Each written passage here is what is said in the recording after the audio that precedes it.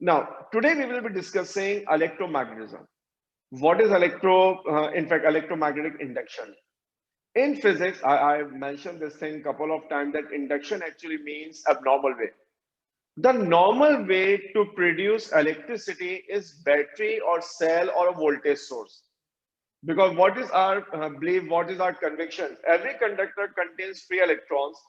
Those free electrons are actually moving in random direction. So when they move in random direction, the net flow of electron actually becomes zero. The net flow of electron becomes zero. So what we need?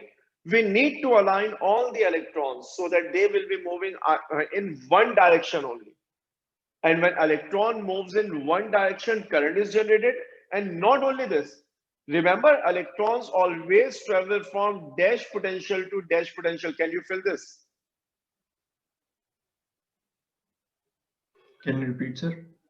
Now my question is, electrons always travel from dash potential to dash potential. Higher or lower, you have to fill it in correct order.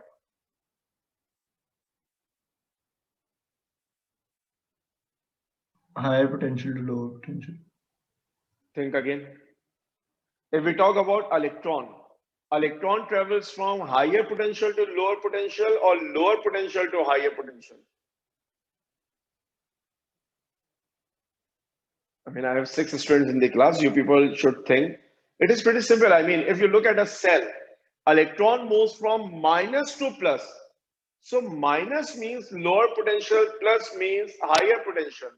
So electrons always travel from lower potential to higher potential. Are you people getting it? Okay, Anas is getting it. Yes, Alan, Amna, Hania. So electrons always travel from. Yes, Amna, you were trying to say something. No, sir. I just wanted to say that I got it. Okay, so what you could have done, you could have just raised your hand as well, right? Anyways, so when we talk about electrons always travel from low potential to high potential. So I can say one thing. If electrons are flowing in one direction, one specific direction, let's say electrons are moving in this direction. So what I can conclude, this end is at low potential and this tip is at high potential because all electrons always travel from low potential to high potential. Now, this is something we should have in our mind because what I'm going to explain, if you have this point in your mind, you can understand it very easily. Let's say we have a magnetic field, and in that magnetic field, this is north,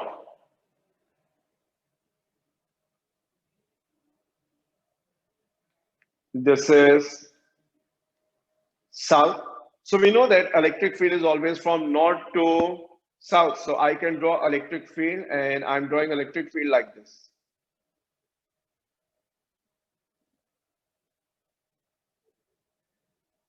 From north to south. And this is direction of electric field of induction. It's a vector quantity, so I put an arrow on B.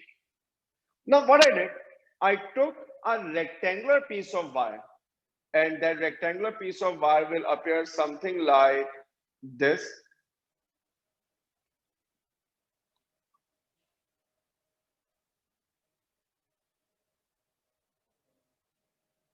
The rectangular piece of wire appears something like this. Now what I want you people to focus only on one specific length of that wire. So what I'm doing, I'm making this other sides dotted so that you can focus only on the side I want you people to focus. So we will be focusing only on this side of the conductor. Only one side of the conductor. It's a complete loop. I just want you to focus only on one side of the conductor. And I'm calling this side as A, B, C, and D. So I want you to focus only on side AD. Now this is a conductor. This wire, let's say this coil is made up of copper. Copper is a very good conductor. That's why in normal circumstances, when we look at the wiring at our houses, we make use of copper wire because resistance of copper wire is very small and it is cheap actually. So we can make wires from it. So this wire is made up of copper. It must be containing some free electrons. Those free electrons must be traveling in random direction. When electron travels in random direction, no electric current is generated. Let's do one thing. Let's try to pull this coil out of this magnetic field.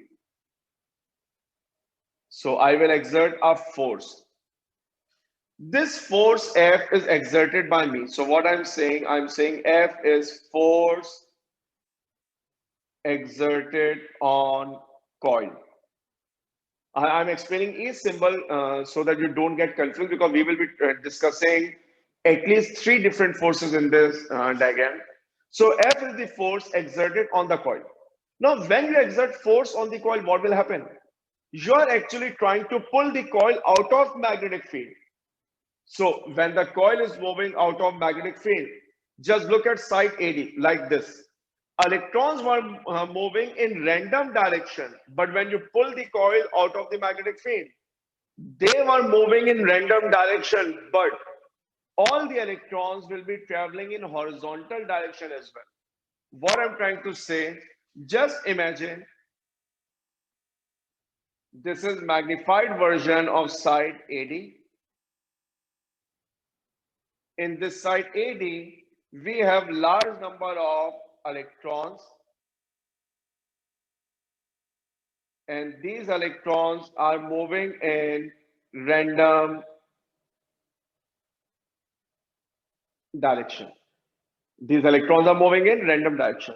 When you exert force F on the coil, what will happen? All electrons keep on moving in random direction, but they all will start to move horizontally as well from my right to my left, or in easier word, in the direction of F. Okay, let me repeat it again, then I will take your opinion if you are getting it or not.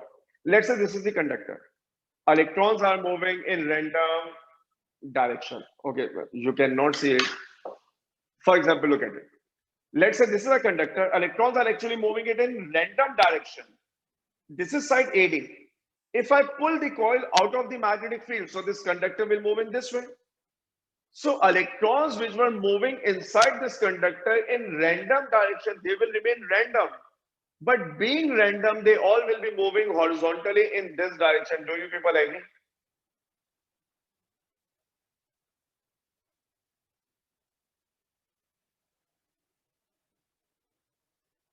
Yes, Alan, Amna, are you people getting it?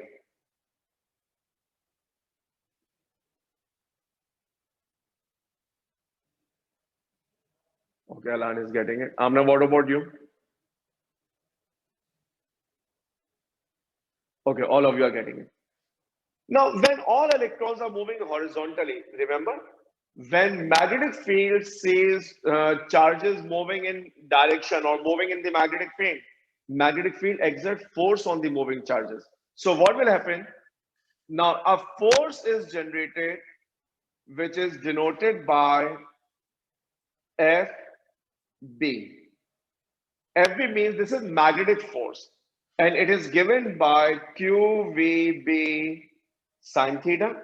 We are talking about electrons, so Q is replaced by E, V, B, and I hope you will agree that theta is 90 degree because the way electrons are moving horizontally, field is up to down, top to bottom, angle is 90 degree, sine 90 is 1.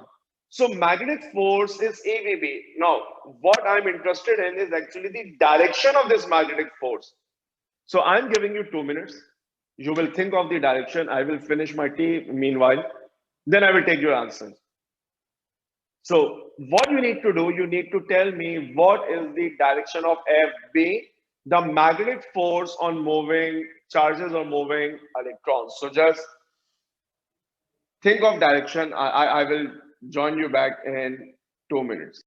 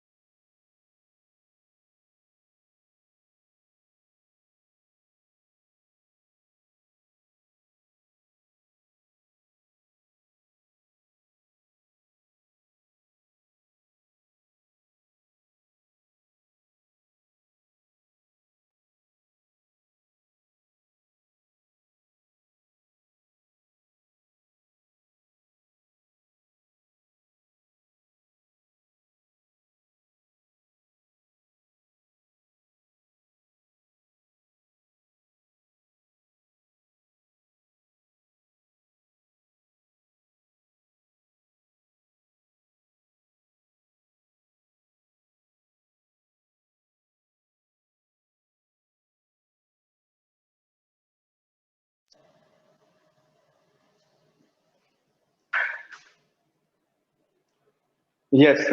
So did we conclude the direction? What will be the direction of FB?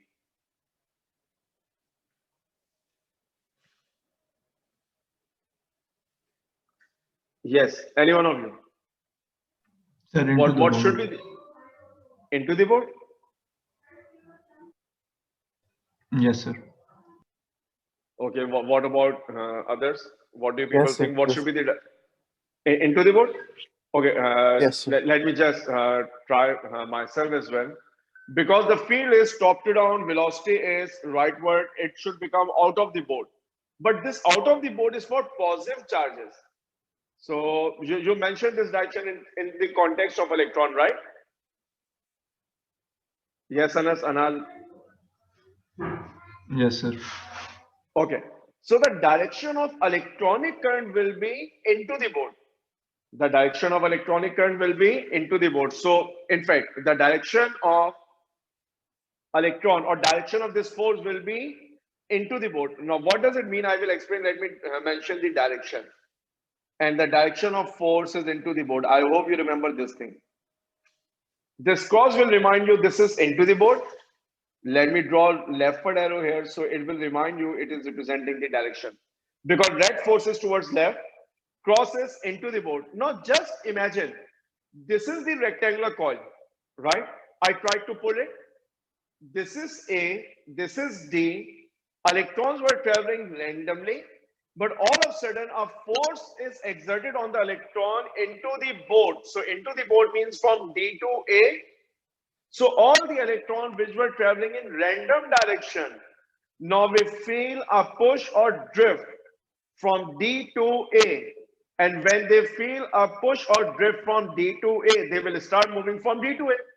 Now, when they will start moving from D to A, it will make D at lower potential and A at higher potential. Are you people getting it? Because electrons always travel from low potential to high potential.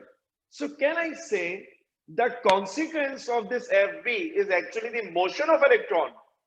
And that motion of electron is possible only when one end is higher potential, one end is lower potential. So can I say this FB results in a potential difference? Do you people agree? This FB results in a potential difference because electrons are starting to move from D to A, and electron always travel from low potential to high potential. There is no cell, there is no battery in the circuit. This potential difference, this voltage, this EMF is basically known as induced EMF. This is known as induced EMF. Why we are calling it induced? I'm reminding you again, induction means abnormal. There is no voltage source, but now we can see some EMF across AD. That EMF is known as induced EMF. The current from D to A is known as induced current. So this FB equal EVB, which is into the board, results in potential difference. That potential difference is known as induced EMF. This potential difference results in a current which is known as induced current, which is known as induced current because electrons were traveling in a straight line. The first scientist who actually elaborated all this was Faraday.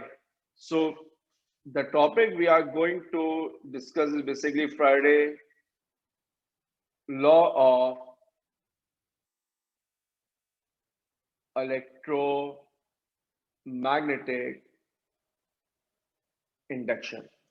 But before that, just tell me one more time. Are you people getting it? How electric current is generated in this coil? When you move the coil, magnetic field sees the electron moving in the magnetic field.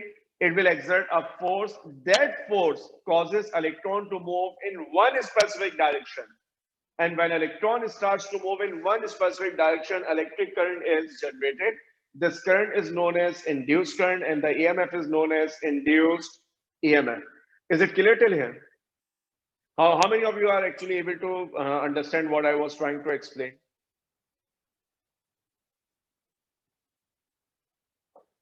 Yes, Alan, Amna, Maham, Samar. Sir, I'm still a little confused. Where are you confused, Maham? The magnetic force, like the EM force, is basically going into the plane, Yeah. and the other force is taking it to the left. So how is it creating a potential difference? I'm confused. Okay, see, the thing is, for example, let's say this is the coil, right? This is the coil. When I pull it, this is side AB.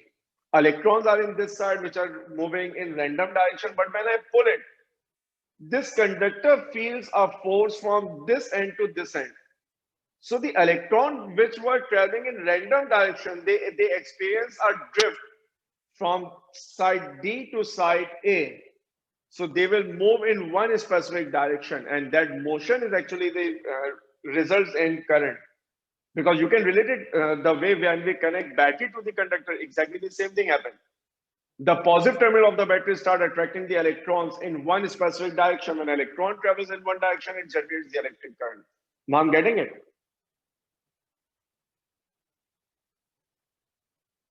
Okay. Now next thing. We need to discuss Faraday law of electromagnetic induction, but using this diagram, I can explain you one more concept that is actually very important for this topic. If we follow this sequence, it should come after 2 or 3 topics, but you can understand it here only. If I look at side AD, initially only force F, red force, is exerted on it, which results a force which is FB, which is AVB. Now, induced current is generated in the conductor AD. The moment current starts to flow in AD, can I say it is a current carrying conductor in a magnetic field? You people may think I can repeat my statement. Once induced current is generated inside AD, can I say it is a current carrying conductor in a magnetic field? How many of you actually agree with this statement?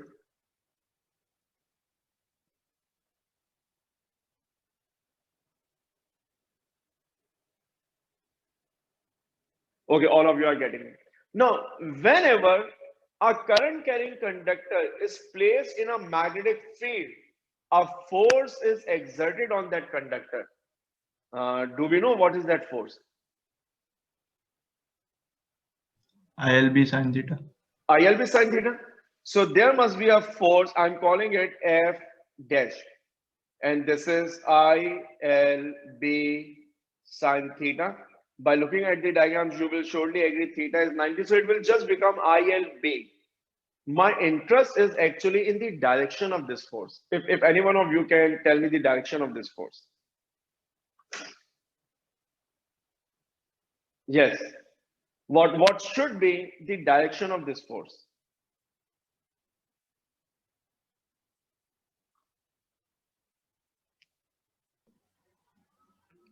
Sir, it will be opposite to the force applied.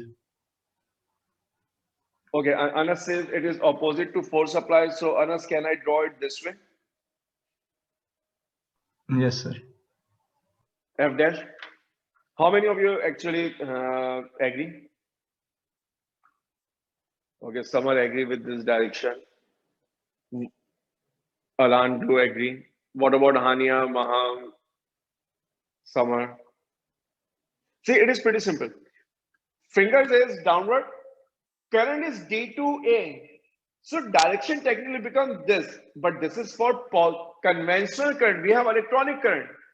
So direction should be opposite to it.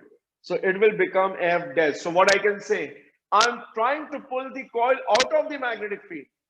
A force is developed in the coil which try to pull the coil backward into the field. What I'm trying to explain, before that, let me draw the direction here so that I can explain. Now, just imagine, after the class, you may try this thing. Change the direction of this F, red force. Instead of pulling it out, just try to push it into the magnetic field. all the direction will actually get reversed. If this red arrow, instead of left, it is towards right. Let me do it. In this direction, the current which was actually into the board will become out of the board.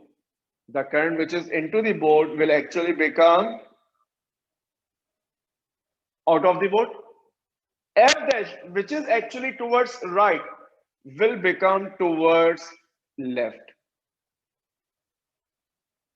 Something like this. Do you people agree? If I change the direction of primary force, that is the red one, all the direction will actually get reversed. So what I can conclude, when I try to pull the coil out of magnetic field, the coil wants to move into the field. When I try to push the coil into the field, the coil tries to go out of the field. Can I say this coil is actually opposing the cause, which is producing the induced EMF or induced current? I can repeat my question, then you can think and then answer. The coil always opposes the cause, which has produced induced current in it. Do you agree?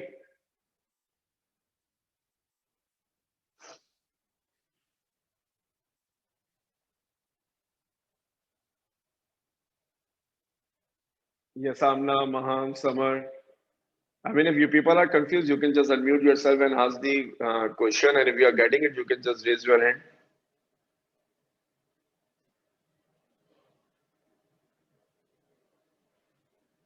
Okay, Mahan is getting it. Amna?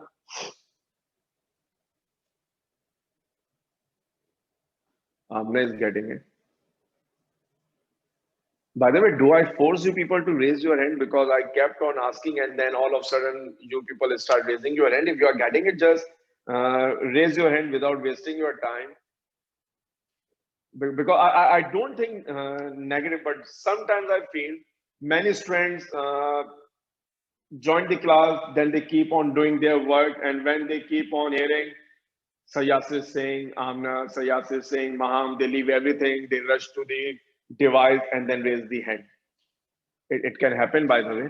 Anyways, so what I was trying to explain, induced current, make it a little better. Induced current always opposes the cause which has produced it.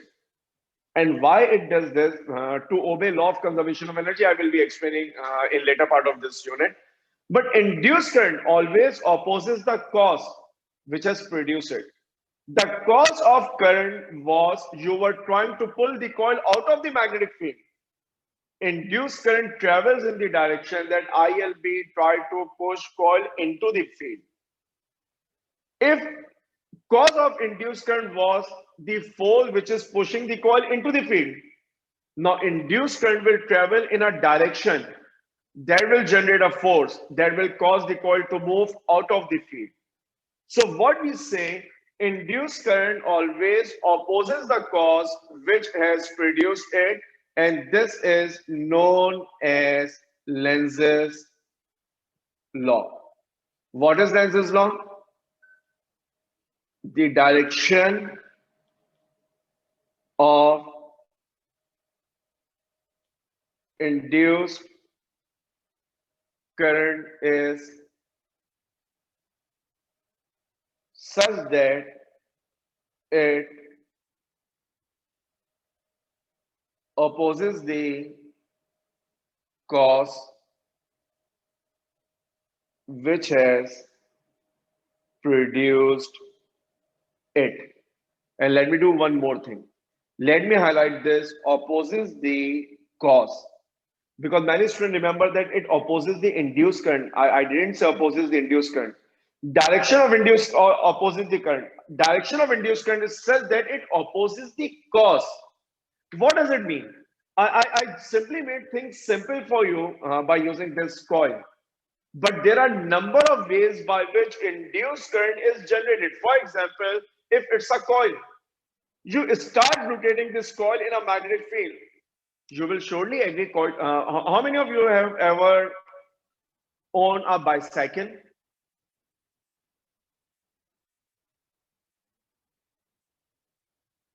Okay, that's nice. More than 50% strength used to have a bicycle. How many of you actually have some headlamp or light in that bicycle?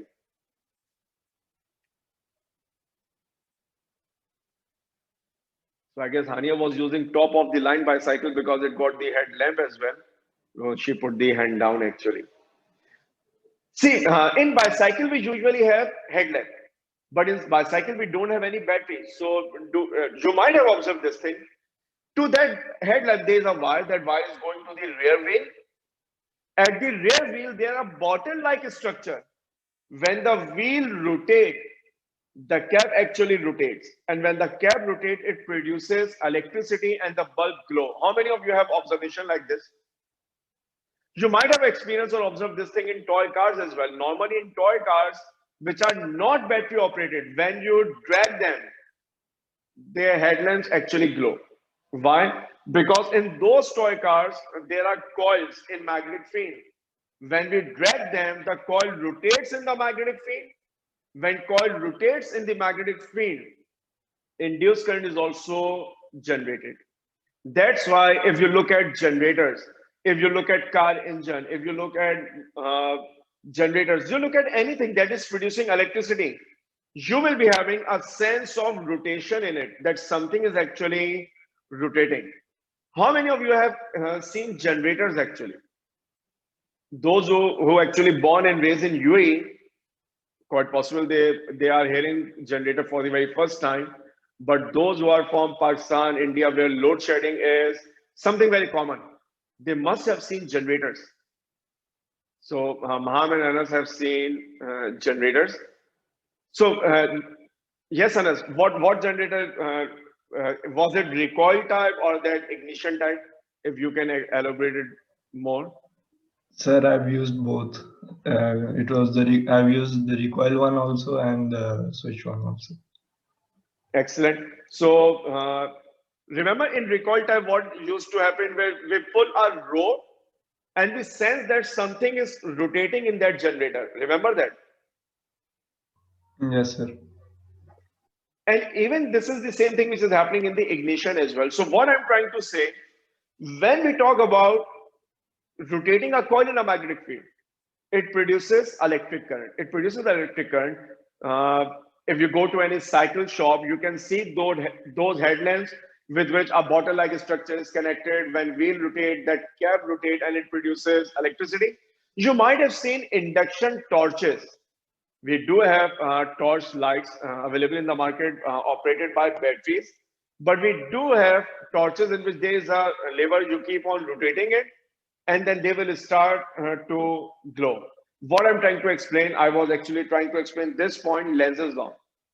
If cause of induced current is clockwise rotation of the coil, induced current will cause this coil to rotate in anti-clockwise. If cause of induced current is the speeding up of the coil, the induced current will try to slow down the coil.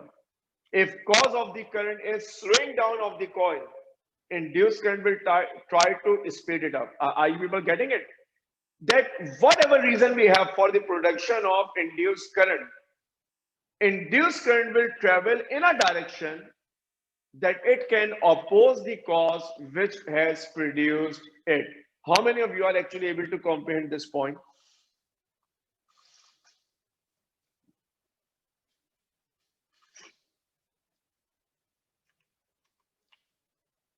Yes, Alan, Hania, Amna.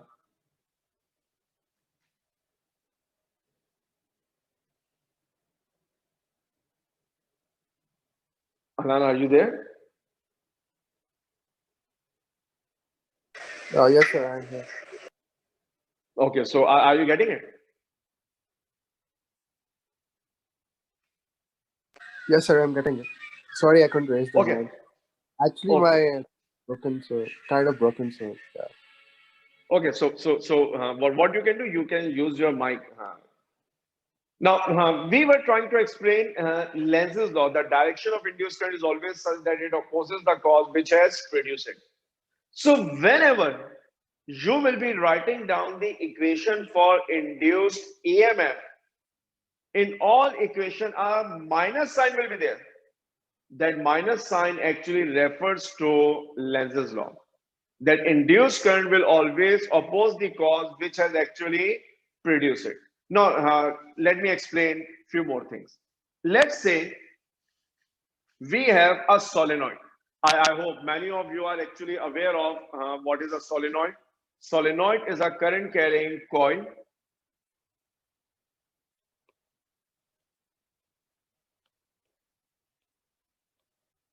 Solenoid is a current carrying coil. Good. Let's say this is a rectangular coil. We connect this coil to a voltage source, right? And then we will connect it to a variable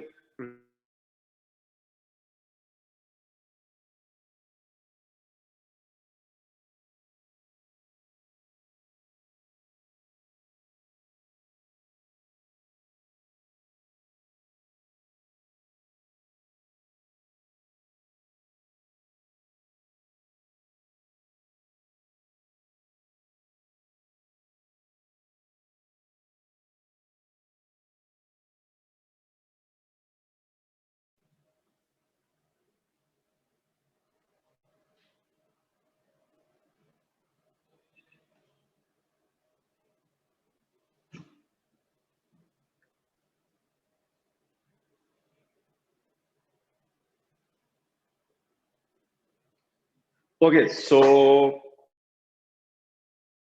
what I was trying to explain, if we take a solenoid, that solenoid is actually connected to a cell, and to change the current in the circuit, we are actually making use of variable resistor.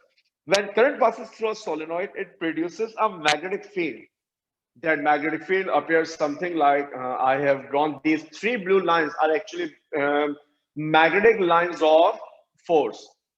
The strength of magnetic field produced by a solenoid is given by an equation. This is just for your general knowledge. B is equals to mu naught N I. I hope you remember this mu naught because we did use this mu naught in one of the questions. Permeability of free space. I is the current in the solenoid and N is number of turns per unit length. N means number of turns per unit length. And how will you calculate it? Just calculate total number of turns and divide it by length of the solenoid. Now this whole blue thing is just for your general knowledge. So let me block it so that you can remember. And now come back to the topic. What I did, I took another coil. That other coil is placed adjacent to the first coil, and I connected this coil to galvanometer. You can use ammeter as well because galvanometer, ammeter are the device that can detect or measure current, right? You can even use voltmeter over here as well. So this is the original setup. Use your common sense. Do we have any voltage source in the green coil or the second coil? No, sir. No.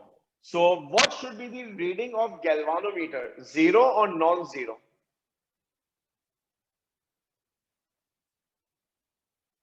0.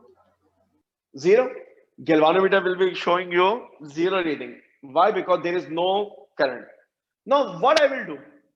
I will use this variable resistor, this one. I will change this resistance. This resistance will actually change the value of I. This I actually change the value of magnetic field. And magnetic field actually change the value of magnetic flux. Why?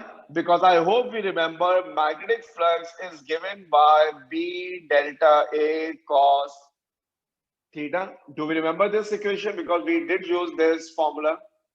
Magnetic flux is given by B delta A cos theta. When current in the blue coil changes, the field of blue coil changes, the flux is changed.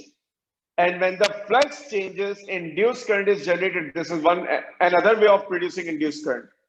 So what is Faraday law? Faraday law says induced EMF is directly proportional to rate of change of flux. Induced EMF is directly proportional to rate of change of flux.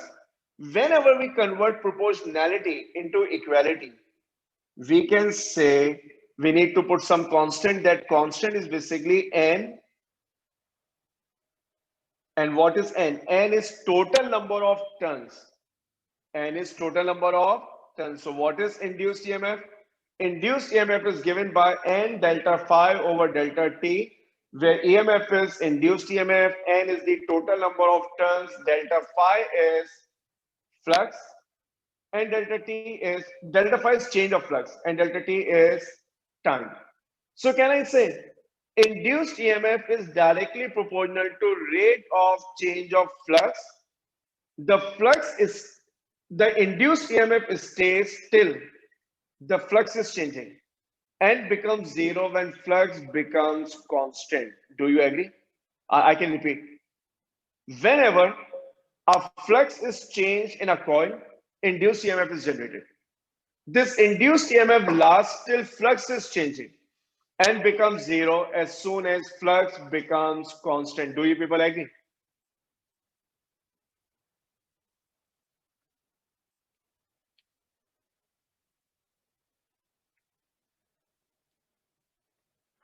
Okay, if we are getting this, that the induced EMF will remain till flux is changing. As soon as the flux becomes constant, there wouldn't be any induced EMF. And all the equations of induced EMF, we will be having a negative sign. This negative sign simply indicates the fact that induced EMF opposes the cause which has actually produced it. Induced EMF opposes the cause which has actually produced it. Now, the type of induction that is happening here, this induction is actually known as mutual induction. Because mutual means in between. Mutual means in between. The kind of induction which is happening in green coil is because of the blue coil. So for this induction, we will be needing two coils. One coil, the blue one, is known as primary, and the green one is known as secondary. The voltage which we are providing in primary is Vp, the current is Ip. All the parameters which are related to primary, we will be using subscript P. The induced current generated will be Is, and the induced EMF generated is Vs. So one thing is for sure, when we change the current of primary coil, magnetic field of primary coil changes. When magnetic field of primary coil changes, the flux of secondary changes. That's why we said EMF is directly proportional to rate of change of flux. If you are getting it, just tell me one thing. Instead of writing this relation, this one, if I write equation like this, induced EMF is directly proportional to rate of change of current in the primary coil. Do you think it is the same thing? You people may think. Instead of saying it is rate of change of flux of the secondary, the green one, if I just say induced EMF is directly proportional to rate of change of current of primary coil, the blue one, it is valid. Because flux is changing, because B is changing, and B is changing because current is changing. So Faraday law can be written in both the formats. You can say induced EMF is directly proportional to rate of change of flux, or induced EMF is directly proportional to rate of change of current. When it comes to a statement, you can state it in any way. You can write this equation in terms of flux. You can write this equation in terms of current. By the way, this induction is called mutual induction. Why? Because you are changing the current in primary coil and induction is happening in the secondary coil. Just think and then answer. Shouldn't induction occur in primary coil as well?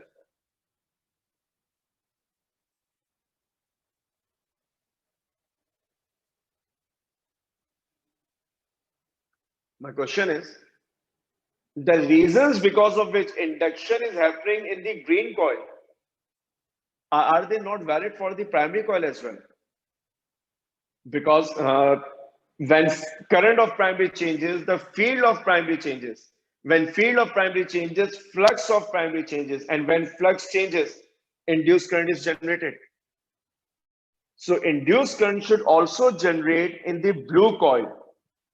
That EMF is known as self-induced EMF, and that induction is known as self-induction. Actually, in your syllabus, we don't need to discuss self-induction and mutual induction. You should have this idea only. Whenever you change something which cause a change in magnetic flux, that results in induced EMF. That's it. If it is happening between two coils, it is known as mutual induction. If it is happening in one coil only, this is known as self-induction. Are you people getting it?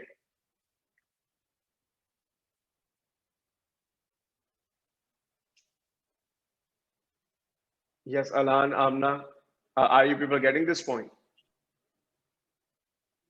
Yes, sir.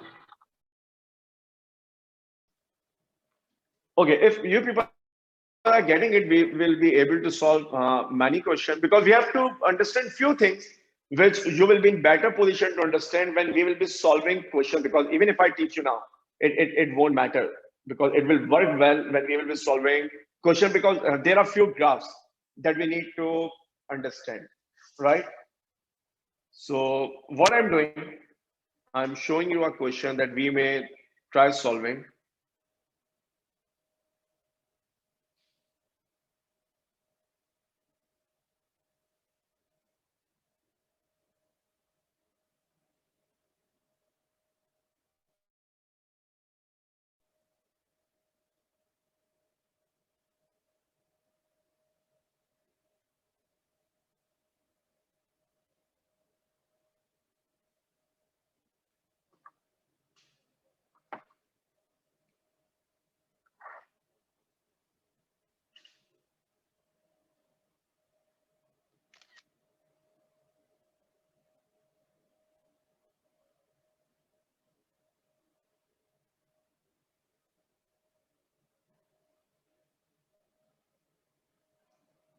Okay, this is question number 2. Because we just discussed this whole thing. It's a 6-mark question actually. So all of you should give it a try. Then we will see what points we were supposed to mention here.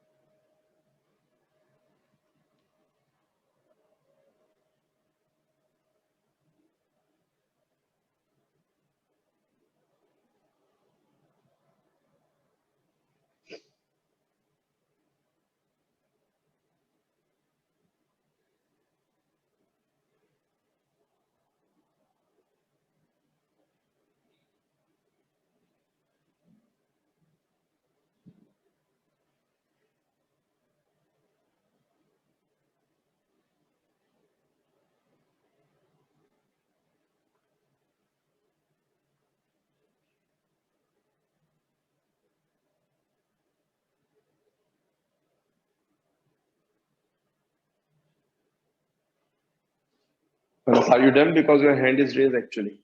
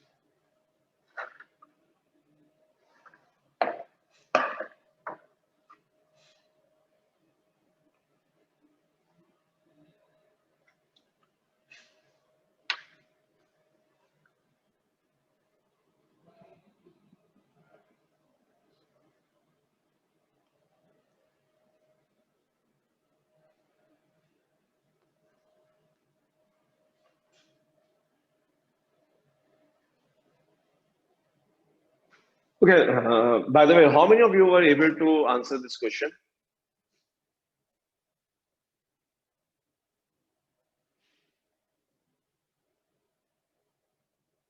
Okay, Anas did, Hania did, Alan. Okay, see, there are multiple ways with which you can answer this question. One approach could be the way I tried explaining you. If you can elaborate this thing, it's totally fine. Alternatively, what you could have done, see, let's say we have a coil, because question says you are provided with a coil of wire, a bar magnet, and a sensitive ammeter. So let's say this is the coil.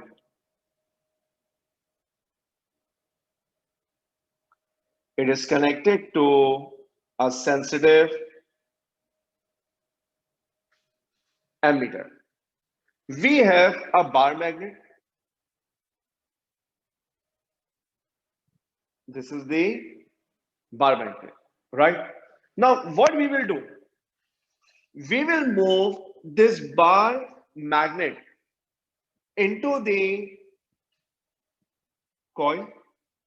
We will try to move the bar magnet into the coil. Now, if we are trying to move the bar magnet into the coil, since magnet is coming close to the coil, magnetic field is changing. When field is changing, flux is changing. When flux is changing, induced current is generated. And induced current will flow in a direction, it will oppose the cause which is producing it. So what is the cause? That magnet is going towards solenoid. So if magnet is going towards coil, induced current will try to push the coil backwards. The induced current will try to push the coil backwards. So the direction of current in the coil should be something like this.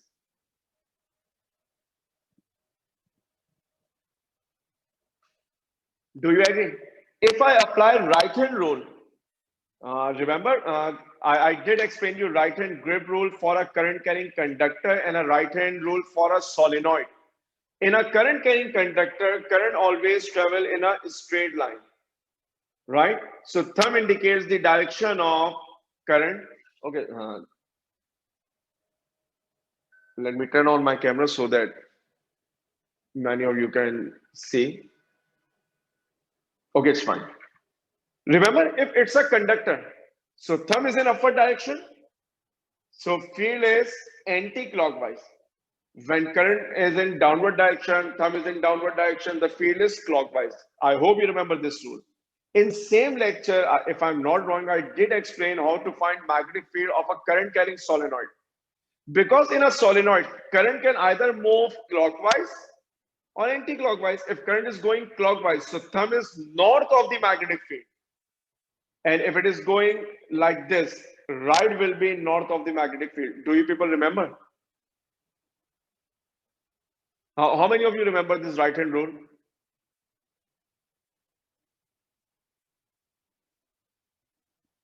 So what is actually happening here? You are trying to push the bar magnet into the solenoid, right? So what will be happening? Induced current is generated. Induced current will generate in this manner, this green arrow. Why? So that we will be having, in fact, I guess I made a mistake in direction. I will rectify it. So are you getting the direction? How will we find the direction? Now, if you are trying to push the magnet into the solenoid will try to push it back. So the induced current should travel in a direction that will oppose the cause which has produced it. That will oppose the cause which has produced it. So that causes magnet is moving into the solenoid. So induced current will flow like this. Why? If induced current is flowing like this, we will be having a north here. This north of the solenoid will try to repel the magnet. In this question, we don't even need to mention these direction. What we need to mention, because this north-south is something you cannot see. This north-south is something you cannot see. What you can see? Direction of current in the ammeter. So the way I have drawn the direction, the ammeter needle should deflect in this direction. The ammeter needle should deflect in this direction. Just sense the direction of current. Current will move from right to left. The needle will go towards left, right? What if instead of moving the magnet into the solenoid, if I try to pull it back? If I try to pull it back, try to pull it back means this way. No, you are trying to pulling the magnet out of the away from the solenoid. Now current will travel in a direction that south of the magnetic field, south of the coil is here, so that it start attracting it. So the direction of current will actually get reversed. The current will be flowing in this direction now. So needle will deflect in this direction. Are you people getting it? That when we change the direction of motion of the magnet, the direction of current reverses. So in this question, what you will say? You will say, we will connect us the coil of wire with ammeter. We will take bar magnet. We will move north pole towards the magnet and notice the direction of current in ammeter. Now we will change the direction of motion. If previously we were pushing the magnet into the coil, now we will be pulling the magnet out of the coil. The direction of ammeter should change. It will be opposite. It shows that induced current always opposes the cause which has produced it. Direction of induced current will always be in a manner that it opposes the cause which has produced it. How many of you are actually able to comprehend this thing?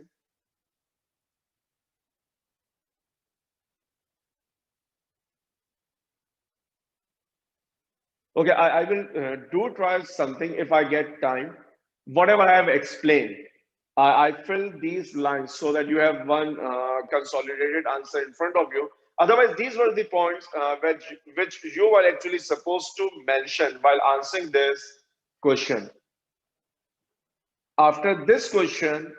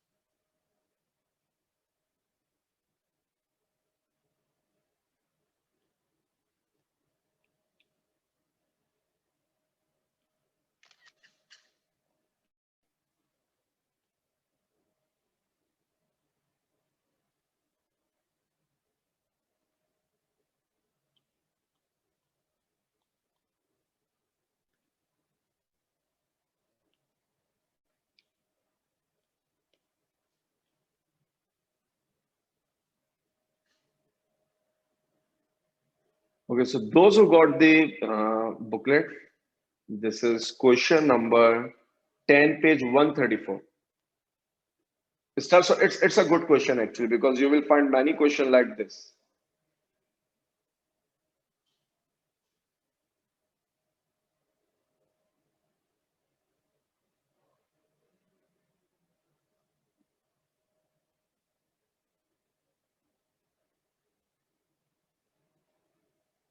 Once you're done solving it, let me know, we will discuss the answers.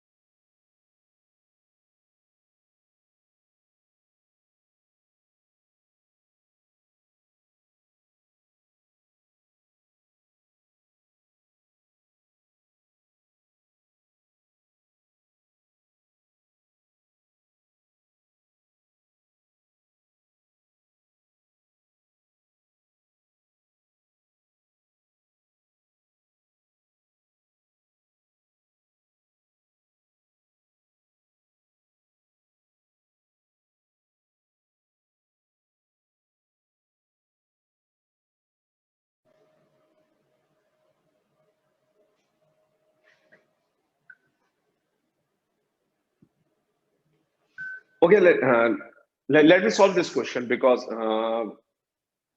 once I'm done solving this question, what I believe and assume now, after this question, every question that we will be solving, hopefully in next class, you will be able to solve them because we won't be needing anything new to learn. Now just see.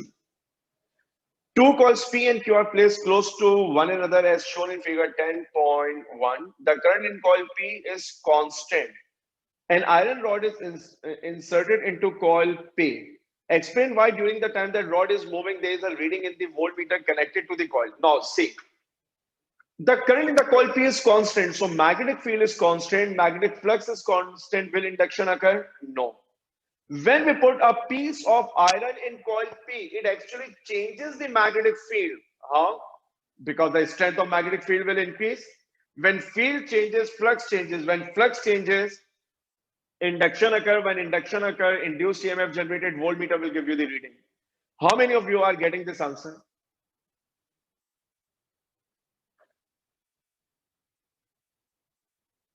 Okay, Maham is getting it. Hania getting it. Anas got it. Summer got it. Alan is getting it. Amna?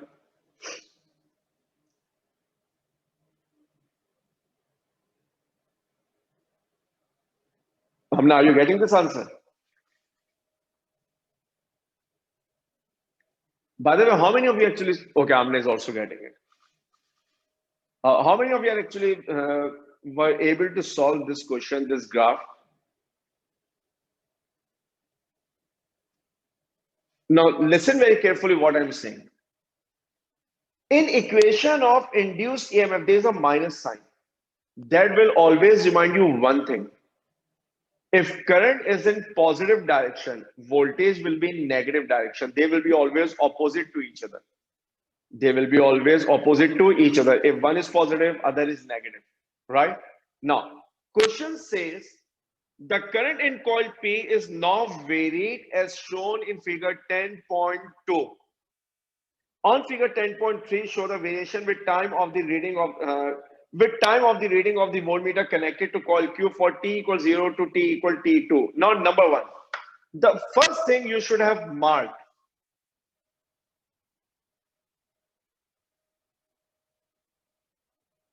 this distance. Okay, let me make it dotted so that we can relate it. Because in exam, when this question will be in front of you, if I'm not wrong, both the axes are identical. T1 and T1 are exactly in one line. T2 and T2 are exactly in one line. So this will help you. Drop a perpendicular form here.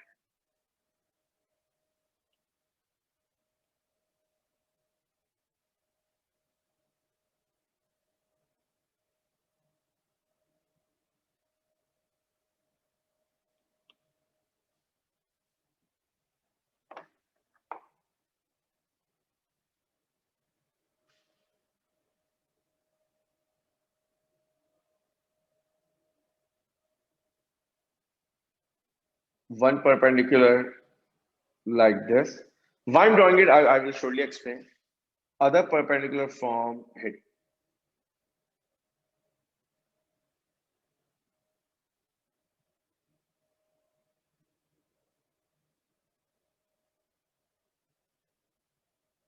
I guess these graphs are not aligned actually. That's why both T1 and T1 are not in one line. So let me draw this way only.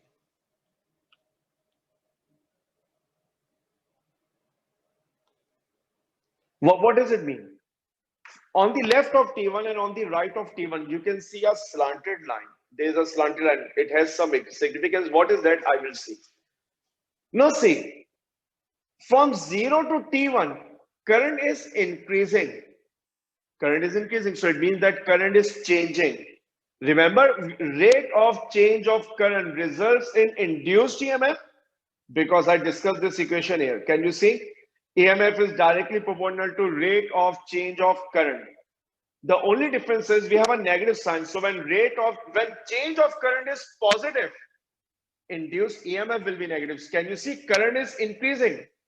When current is increasing, change of current is positive. So induced EMF should be negative. So you will draw induced EMF on negative axis and you will draw it till here. Why till here? Because during this two dotted line region, if you look at the value of current, the value of current is actually decreasing. The value of current is actually decreasing. So when current is decreasing, change of current is negative. So EMF should be positive. And one more thing that you should have noticed, rate of change of current from 0 to T1 or 0 to that slanted line was less. In green highlighted portion, rate of change of current is large. Why? Because time span is very small and change of current is large. So it means that induced EMF should be large. So induced EMF will be something like this. So this graph will go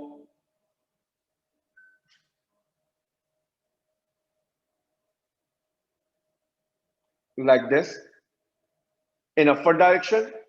During the time where current is changing, we will be having voltage. It will be go like this. And then in this region, current is constant If current is constant, what does it mean? Change of current will become zero. If change of current will become zero, induced current will become zero. So this graph will drop on this red dotted line, and then it will remain horizontal on time axis. So first, how many of you are actually getting it, what I have done?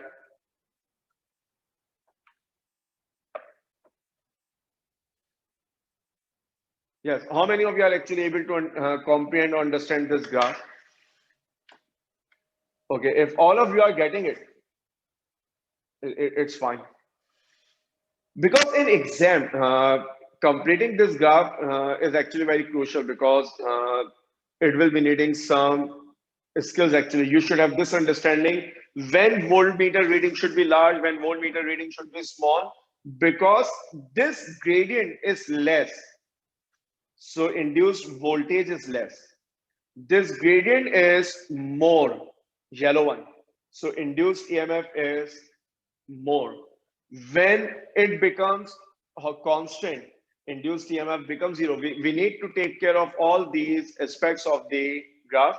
So we will resume from here in next class now.